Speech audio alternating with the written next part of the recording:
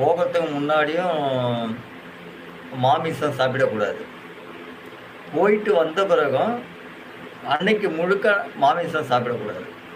ஏன்னா, நீங்க கோயிலுக்கு போறதுக்கு முன்னாடி மாமிசம் சாப்பிட்டு போகும்போது, உங்களோட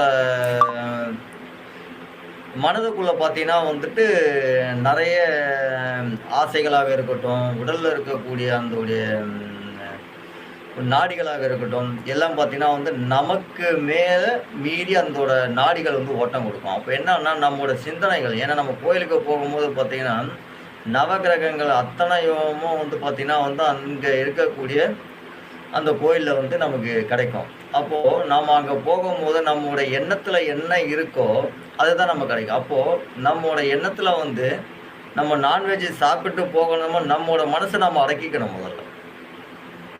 அப்பதான் நம்மோட மனது வந்து ஒருநிலைப்படுத்தும். நான் சாப்பிட்டுட்டு நான் கோயிலுக்கு போகலாம் அப்படின்னு நீங்க நெனச்சீங்கன்னா, அது வந்து மனது வந்து ஒருநிலைப்படாத நீங்க கோயிலுக்கு போய் என்ன கும்பிடுவீங்க? என்ன சாமி கும்பிட முடியும் உங்களால? என்ன ஒருநிலைப்படுத்தி உங்களால அத செய்ய முடியும்? அதனால நீங்க என்ன பண்ணணும், மாமிசம் சாப்பிட்டும் கோயிலுக்கு போக்கூடாது.